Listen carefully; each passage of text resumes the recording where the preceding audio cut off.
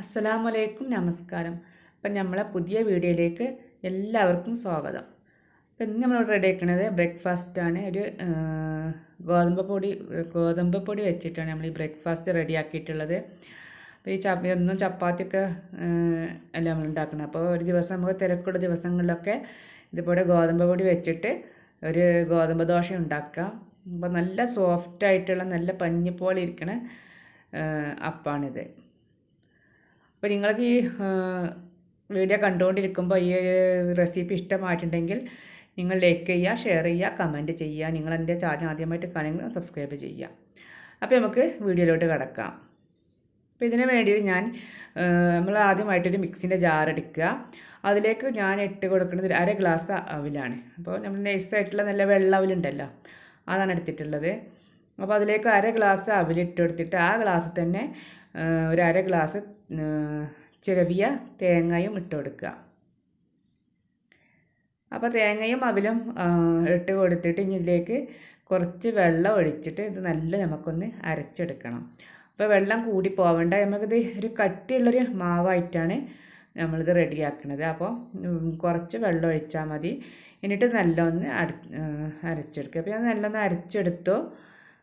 അപ്പോൾ ഇതുപോലെ ഞാൻ അരച്ചെടുത്തിട്ട് ഇനി ഞാൻ അതിലേക്ക് ഗോതമ്പ് പൊടി ഇട്ട് കൊടുക്കുന്നുണ്ട്. അപ്പോൾ നമ്മൾ ഇതിലേക്ക് 1.5 ഗ്ലാസ് ഗോതമ്പ് പൊടിയാണ് ഇട്ട് കൊടുക്കുന്നത്. നമ്മൾ അവിലും തേങ്ങയും ഒക്കെ എടുത്ത ആ ഗ്ലാസ് തന്നെ 1.5 ഗ്ലാസ് ഗോതമ്പ് പൊടിയാണ് ഞാൻ ഇട്ട് കൊടുക്കുന്നത്. അപ്പോൾ നിങ്ങൾ ഗോതമ്പ് മാവ് കൂടുതൽ എടുക്കുകയാണെങ്കിൽ അതിനനുസരിച്ച് തേങ്ങയും അവിലിൻ്റെ അളവും കൂട്ടി കൊടുത്താൽ മതി. അപ്പോൾ ഇതിലേക്ക് കുറച്ച് വെള്ളം ഒഴിച്ചിട്ട് ഒന്ന് മിക്സ് ചെയ്ത് നോക്കുക. എന്നിട്ട് പോരെങ്കിൽ കുറച്ചും കൂടി വെള്ളം ഒഴിച്ച് കൊടുക്കാം.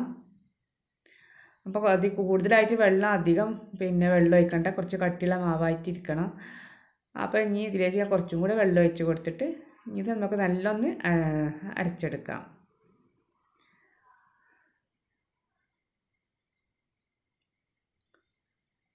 അപ്പോൾ ഞാൻ ഒന്ന് അരച്ച് കൊണ്ടുവരട്ടെ. അപ്പോൾ അത് അരച്ചെടുത്തു. ഇനി നമുക്കിത് തുറന്നതാ.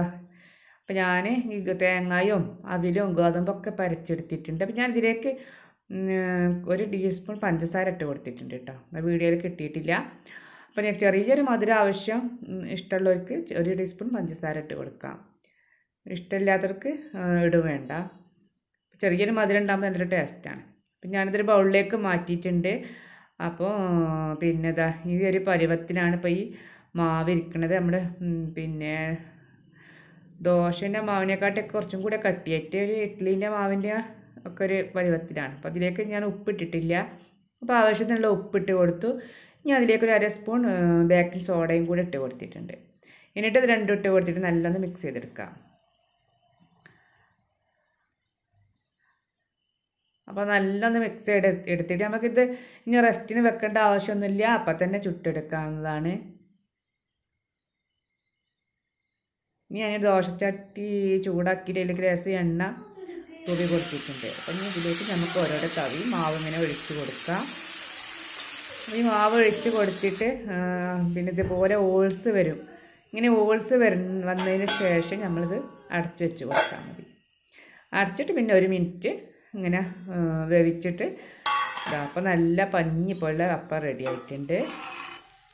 ഉണ്ടോ, നല്ല ടേസ്റ്റി ആയിട്ടും നല്ല നമ്മൾ ഗോതമ്പിൻ്റെ ഫ്ലേവറൊക്കെ ഇഷ്ടപ്പെടുന്നവർക്ക് ഇതുപോലെ ദോശ ഉണ്ടാക്കിയെടുത്താൽ നല്ല ടേസ്റ്റാണ്. കഴിക്കാനായിട്ടൊക്കെ ഉണ്ടാക്കാനൊക്കെ നല്ല എളുപ്പമാണ്.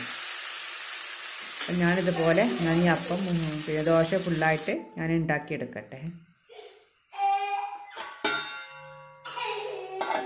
ഞാനിത് മുഴുവനായിട്ട് ഉണ്ടാക്കിയെടുത്തു. അപ്പോൾ നമ്മൾ ദോശ മുഴുവൻ ഞാൻ ചുട്ടെടുത്തിട്ടുണ്ട്. അപ്പോൾ നല്ല പഞ്ഞി പോലെയുള്ള ഗോതമ്പ് ദോശ ഇവിടെ റെഡി ആയിട്ടുണ്ട്. അപ്പോൾ ഇത് നിങ്ങൾക്ക് എല്ലാവർക്കും ഇഷ്ടപ്പെട്ടിട്ടുണ്ടാവുമെന്ന് വിചാരിക്കുന്നു. നിങ്ങൾക്ക് ഇഷ്ടപ്പെട്ടിട്ടുണ്ടെങ്കിൽ ലൈക്ക് ചെയ്യുക, ഷെയർ ചെയ്യുക, കമൻറ്റ് ചെയ്യുക. നിങ്ങൾ എൻ്റെ ചാനൽ ആദ്യമായിട്ട് കാണുകയാണെങ്കിൽ സബ്സ്ക്രൈബ് ചെയ്തിട്ട് തൊട്ടടുത്തുള്ള ബെല്ലൈക്കൺ ഒന്ന് എനേബിൾ ചെയ്യുക. നമുക്ക് ഇനി പുതിയ വീഡിയോയുമായിട്ട് വീണ്ടും കാണണം. അസ്സലാമു അലൈക്കും. ഇൻഷാ അല്ലാഹ്.